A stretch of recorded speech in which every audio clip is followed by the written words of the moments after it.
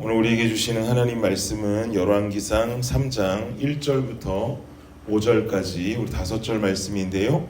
저와 여러분이 한 절씩 교독하도록 하겠습니다. 솔로몬이 애굽의 왕 바로와 더불어 혼인 관계를 맺어 그의 딸을 맞이하고 다윗성에 데려다가 두고 자기의 왕궁과 여호와의 성전과 예루살렘 주위에 성의 공사가 끝나기를 기다리니라.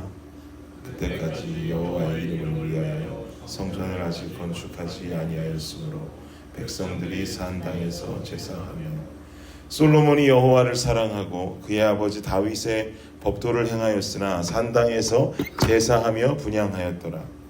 이에 왕이 제사하러 기브온으로 가니 거기는 산 땅이 큼이라. 솔로몬이 그 제단에 1000번제를 드렸더니 함께 읽겠습니다. 기브온에서 밤에 여호와께서 솔로몬의 꿈에 나타나시니라. 하나님이 이르시되 내가 네게 무엇을 줄고 너는 구하라. 아멘. 저는 오늘 본문으로 채택한 1절부터 5절까지 말씀을 먼저 보기에 앞서서 이 말씀 그 뒷부분에 나오는 한 구절의 내용을 먼저 보고 주어진 본문들을 좀 살펴나가기 원하는데요. 뒷부분에 보면 열왕기상 3장 10절에 말하기를, 우리 10절 말씀 성경 가지고 계시면 함께 읽어볼까요? 시작. 솔로몬이 이것을 구하매 그 말씀이 주의 마음에 든지라. 아멘. 솔로몬이 이것을 구하매 그 말씀이 주의 마음에 들었다. 저는 이 구절에서 주의 마음에 들었다, 하나님 말씀에 마음에 들었다라고 하는 이 표현이 참 욕심이 많이 납니다. 나도 이런 사람이 될 수는 없을까? 내가 하나님께서 나라고 하는 사람을 바라보실 때 하나님 마음에 든 자라고 살아가는 것처럼 가치 있는 일이 어디 있을까? 나를 만드신 이의 마음에 드는 것, 나를 구원하신 이의 마음에 드는 삶은 어느 것과도 견줄 수 없는 가치 있고 기쁨의 삶이 될 거라고 믿습니다. 그러면 솔로몬은 과연 어떤 사람이었기에 하나님 마음에 든 자다라고 하는 이 칭찬을 듣고 있는 것일까요? 오늘 본문에서 그 비결을 명확하게 제시하고 있는데요. 본문에서 제시하는 하나님 마음에 든 자가 되기 위한 비결에 우린 귀를 기울이고 끝내 살아갈 수 있는 블레싱 성도님들의 삶이 되시기를 예수님의 이름으로 축복합니다. 본문에 나타나는 솔로몬의 좋은 부분 한 가지는 무엇이냐면 솔로몬은 하나님 앞에 겸손한 사람이었습니다. 열왕기상 2장 46절을 보면은요, 뭐라고 기록하냐 하니까 여호야다의 아들 브나야에게 명령하매 그가 나가서 시므이를 치니 그가 죽은지라. 이에 나라가 솔로몬의 손에 견고하여지니라 라고 말씀합니다. 이 열왕기상 2장 말씀을 보면 다윗의 아들 솔로몬에게 다윗이 왕위를 물려주면서 유언을 하게 되죠. 율법을 지키고 법도를 지켜라, 이런 말씀 지난주에 들으셨던 거 기억하실 겁니다. 그리고 결국 다윗은 죽게 됩니다. 그 후에 솔로몬은 아버지 다윗이 자신에게 남긴 유언을 그대로 지키는 데에 집중하는데요. 그래서 아버지의 유언대로, 그 초반에는 말씀과 율법과 율례를 지키라고 말했지만 그 뒷부분, 2장 뒷부분을 보면 그 유언의 내용이 솔로몬이 새로운 정권을 정결하게 세워가는 데 있어서 방해가 될 어떤 대상들을 제거하라라고 하는 다윗의 명령이 있었습니다. 정결한 왕권을 주님 앞에 세우기 원했던 것이죠.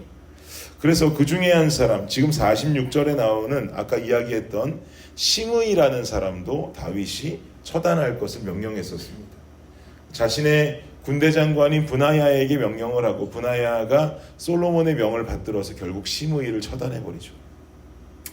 그리고 나서 46절 하반절은 뭐라고 성경에 기록하냐면 이에 나라가 솔로몬의 손에 견고해졌다라고 말합니다. 솔로몬은 새로운 자신의 정권을 시작하면서 순조로운 시작을 합니다. 그리고 순조로운 시작과 함께 솔로몬은 곧바로 정점에 올라가 버립니다.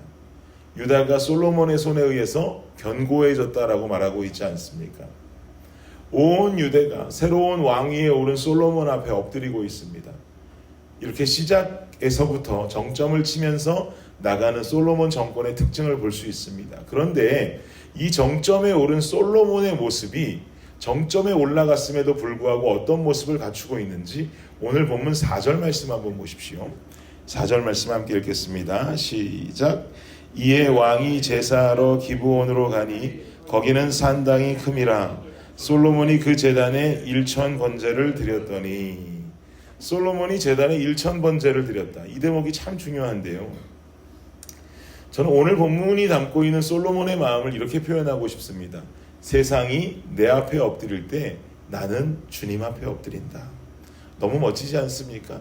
세상은 다 솔로몬 앞에 엎드립니다. 그러나 솔로몬은 이 시기에 주님 앞에 엎드리는 모습을 보여주고 있습니다. 세상이 자신 앞에 엎드리고 나라는 견고하게 세워지고 새로운 왕의 시작은 그 시작점에서부터 정점에 치닫고 있는데 솔로몬의 모습은 하나님 앞에 나와서 1000번제를 드리고 있단 말이죠. 세상은 내 앞에 엎드리고 있는 이때 솔로몬은 주님 앞에 엎드립니다. 여러분, 솔로몬이 드리고 있는 이 1000번제가 뭡니까? 한국교회가 잘못 교육시킨 1000번제의 의미가 있습니다. 1000번제의 의미를 우리는 1000일 동안 예배를 드리는 제사의 모습을 1000번제라고 생각해서 헌금도 1000일 동안 1000번의 횟수를 채워서 헌금 드리는 1000번제가 여전히 한국교회에 많이 존재하곤 하는데요. 사실은 1000번제의 의미가 그것이 아닙니다. 1000번제는 1000번 제물을 드렸다라고 하는 의미가 아니라 1000개의 제물을 번제로 드린다는 의미입니다. 무슨 말입니까? 하나님 앞에 1000번의 제물을 횟수에 맞춰서 드리는 게 아니라 쉽게 말해서 제물이 양이라고 한다면 양 1000마리를 번제, 태워서 하나님 앞에 드린다라고 하는 의미예요. 1000일이랑은 아무런 상관도 없고 1000번 제물을 드리는 거랑도 아무런 상관이 없습니다. 실제로 여전히 한국교회의 1000번제를 강조하고 있어서 어떤 교회에서 한 500번까지 헌금을 드렸다가 이사를 가시고 새로운 교회에 가시게 되는데 그러면 501번째부터 시작해야 됩니까? 다시 첫 번째부터 시작해야 됩니까? 라고 묻는 성도들이 심지어 아직도 많다고 합니다. 그런데 그런 의미랑은 아무런 상관이 없습니다. 다만 내 마음을 다해서 내가 할 수 있는 최고의 제물을 주님 앞에 드리는 것, 이것이 명확한 1000번제의 의미라고 볼 수가 있겠죠. 세상이 내 앞에 엎드립니다. 최고의 인생의 정점을 달려갑니다. 지금 교만해도 누구 하나 손가락질할 수가 없습니다. 직위가 왕이고 정치도 잘하는데 누구 눈치 볼 일이 있겠습니까? 그러나 솔로몬은 이렇게 정점을 찍고 있는 이 시점에서 1000마리의 번제를 하나님 앞에 드리는 겸손함을 보여줍니다. 양 1000마리를 하나님 앞에 제물로 드리면 세상 사람들은 미쳤다고 말할지 모르지만 주님 앞에 자신의 마음과 자신의 정성은 보여드릴 수 있는 것이죠. 솔로몬은 진정 인간의 눈치를 보는 자가 아니라 하나님 눈치를 보는 인생이라고 말할 수 있는 것입니다. 너무나 안타까운 것은 솔로몬의 이런 마음이 그의 인생 노년 끝까지 계속해서 간다면 너무나도 아름다웠겠지만 여러분 잘 아시는 것처럼 솔로몬의 노년에 이르게 될수록 솔로몬은 이런 모습을 점점 잃어가게 되는 안타까운 모습도 보여주게 되죠. 여러분, 이런 내 모습을 볼 때 우리 주님께서 우리에게 하시는 말씀, 우리가 진짜 마음을 다해 겸손함으로 우리 상황과 환경과 관련 없이 하나님 앞에 나의 정성과 나의 삶과 나의 신앙을 드리게 될 때 주님께서 우리에게 주시는 칭찬의 말씀은 주니라 너 참 내 마음에 든다 라고 하신다는 거죠. 그러나 인간은 누구나 내가 행복을 누릴 만한 인생에 좋은 일이 생길 때 지금까지 나를 이끌어 주신 하나님의 은혜를 망각하기가 쉬운 자들입니다.